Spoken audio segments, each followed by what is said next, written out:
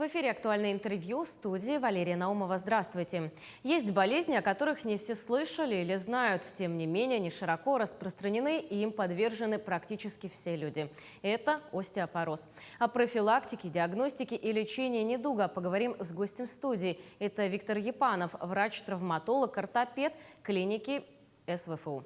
Виктор Владимирович, здравствуйте. Здравствуйте, Валя. Ну, вообще, вначале хотелось бы спросить, насколько остеопороз распространен у нас в регионе, в республике? Ну, вообще, надо сказать, что это заболевание, оно достаточно широко распространено в Российской Федерации. Это порядка 16 миллионов человек, которые болеют остеопорозом, и порядка 24 миллионов – это люди, у которых есть остеопения, есть снижение минеральной плотности костной ткани.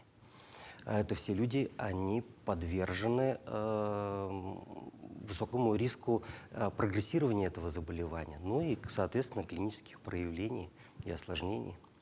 В Якутии проводились многоцентровые такие эпидемиологические исследования по поводу остеопороза, но они были связаны с проявлениями остеопороза. Это низкоэнергетические переломы. Мы выявляли частоту переломов на фоне остеопороза. Существуют маркерные переломы, к ним относятся перелом костей предплечья, это переломы тел позвонков, это переломы проксимального отдела бедренной кости. И вот их частоту мы выявляли, насколько часто они встречаются. И надо сказать, что они встречаются достаточно часто. Каждый день, практически каждый день в республиканскую больницу Центра экстренной медицинской помощи обращаются пациенты с переломом проксимального отдела бедренной кости. То есть это маркерный перелом остеопороза. И по вот этой статистике можно уже судить о том, насколько часто мы встречаемся с этим заболеванием. Если мы говорим о переломах проксимального отдела бедренной кости, то это дистального отдела костей предплечья, то это в год порядка 500-600 человек. Это гололед, это люди, которые падают с высоты собственного роста. В собственности, что такое перелом, маркерный перелом? В норме человек, падая с высоты собственного роста, не должен получать никакого перелома. Кости не должны ломаться. Мы можем получить ушиб, растяжение связок, там еще что-то, но костная ткань должна выдержать. И вот эти маркерные переломы, они встречаются достаточно часто. А кто чаще сталкивается с этим заболеванием и какие факторы риска есть у остеопороза? Чаще всего это, конечно, женщины. Вообще, надо сказать, что развивается это заболевание, проявляется это заболевание у людей пожилого возраста, старческого возраста, а начинается и это, конечно, у детей, когда они набирают пиковую костную массу. Если ребенок не набрал пиковую костную массу, она набирается к 25-30 годам, то вероятность того, что у него разовьется остеопороз, она достаточно высока. И так сложилось, что у мужчин вот эта пиковая костная масса, она выше, чем у женщин, изначально выше, так определено природой. Вот. И поэтому женщины чаще встречаются, чем мужчины. После 30 лет, 35, 40, 45 лет идет некая такая плата, а потом постепенно процессы формирования костной ткани замедляются, и процессы разрушения костной ткани начинают превалировать. У женщин это связано с гормональным статусом, с наступлением менопаузы. Процессы разрушения костной ткани происходят намного быстрее. И если есть еще сопутствующие заболевания, какие-то другие факторы риска, то вероятность того, что разовьется остеопороз, достаточно высока.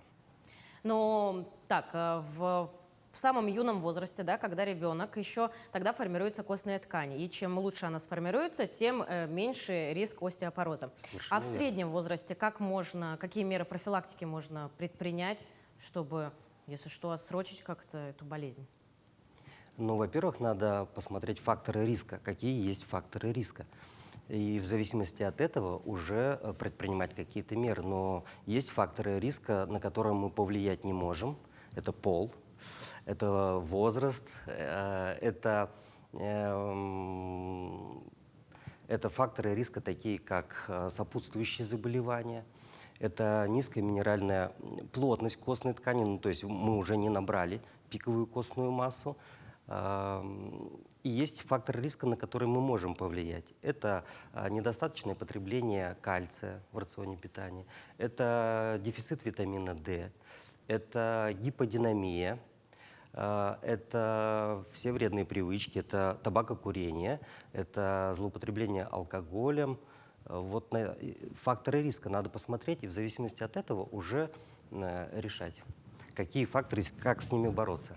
Но в любом случае это не приговор, можно с этим что-то делать. Обязательно даже нужно. И чем раньше мы это выявим, тем лучше будет для нас. То есть основная задача – это не допустить развития этого заболевания. И это основные пункты, такие как питание, физическая активность и здоровый образ жизни. Ну, кстати, как можно продиагностировать себя, кому обратиться, насколько вообще это сложно и доступно? Если мы говорим о диагностике себя, то надо просто знать факторы риска. Для этого можно зайти в сеть интернета, набрать osteoporoz.ru, это сайт Российской ассоциации по остеопорозу. На этом сайте располагается инструмент, калькулятор, с помощью которого мы можем посмотреть свои факторы риска. И программа рассчитывает вероятный риск перелома. Самое грозное вот это осложнение остеопороза – это, конечно, переломы. Вот. Мы можем просчитать, программа рассчитает этот риск, и если этот риск достаточно высокий, здесь необходимо уже обращаться к врачу и задать ему вопрос, что мне делать с этим дальше. Вот. Если мы говорим о уже врачебной деятельности, то тогда это первый вопрос, который, в общем-то, мы должны задать пациенту: были ли у вас вот эти низкоэнергетические переломы. Если они были, то это уже значимый фактор риска, и, скорее всего, плотность костной ткани низкая, и здесь надо уже инициировать лечение. А если переломов не было? А если переломов не было, смотрите второй пункт. Надо посмотреть, насколько вероятность риска получения перелома. И если риск достаточно высокий, опять же начинать лечение. Если мы не определили, если у пациента не было переломов, риск вероятности, 10-летней вероятности получения низкий, то мы должны посмотреть образ жизни, почему-то он обратился. Может быть, это наследственный фактор, может быть, кто-то из родственников уже имели переломы такие низкоэнергетические. Вот. Посмотреть остальные факторы риска и с ними уже работать. Если это пациент курит, то, естественно, проводить профилактические беседы, объясняя, насколько это плохо. Но, кстати говоря, курение – это очень важный фактор риска в развитии остеопороза, ну и в развитии других заболеваний в том числе. Да. Остеопороз рано или поздно выявляется у каждого, верно? Я бы не сказал, потому что все-таки это образ жизни, это генетика, это факторы риска, которые сопровождаются изменением плотности костной ткани. И если мы это все избежали, то теоретически мы встретиться с этим заболеванием не должны. Это не физиологическое состояние возраста, это все-таки заболевание. А насколько важно информировать население, просвещать его и проводить вот эту самую профилактику среди населения? Ну, это очень важно, потому что самое главное осложнение остеопороза – это переломы. И переломы проксимального отдела бедра, они сопровождаются высокой инвалидизацией, они сопровождаются достаточно высокой летальностью, и только небольшой процент людей, которые получили этот перелом, возвращаются обратно к своей прежней жизни. Это хроническая боль после таких переломов, это хроническая боль просто после переломов тел позвонков, боль в спине, которая снижает качество жизни. Это очень важно. Поэтому это не просто такое заболевание, это прям целая медико-социальная проблема. И об остеопорозе говорят так, что это безмолвная эпидемия 21 века. Почему безмолвная? Потому что у нее нет клинической симптоматики. Вот мы понимаем, что если у вас поднялось артериальное давление, заболело сердце, кто лечит эти недуги? Вы идете к терапевту, кардиолог. Если болят легкие, кто? Пульмонолог. да, и так далее, и так далее. А если у вас остеопороз, кто его лечит? Кто? Куда надо идти? Вот это очень важный вопрос. И люди сами достаточно сложно им сориентироваться, кто, куда идти. Но так сложилось, что первичное звено начинается с терапевтического осмотра. То есть это врач-терапевт, который должен как раз выявить на приеме вот эти факторы риска, заподозрить вот это заболевание, провести беседу, направить пациента на диагностику, ну и, соответственно, уже инициировать лечение. Первый клинический симптом остеопороза – это перелом. Это перелом. Вот перелом с высоты собственного роста. Чаще всего этих пациентов видят травматологи-ортопеды. Пациент поступает, они спрашивают, как он получил перелом. Он говорит, я упал с высоты собственного роста. Это уже такой звоночек к тому, что, значит, костная ткань, плотность костной ткани уже изменена. И наши травматологи-ортопеды, они таким пациентам дают рекомендации при выписке. Они, конечно, их ставят. Основная задача травматолога-ортопеда – поставить пациента на ноги, вернуть его в строй. И чем быстрее он это сделает, тем лучше будет реабилитация.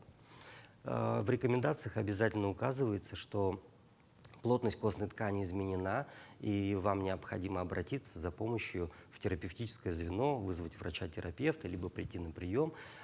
И в недавних рекомендациях врачи-травматологи, ортопеды пишут, куда им надо обратиться. Это центр остеопороза.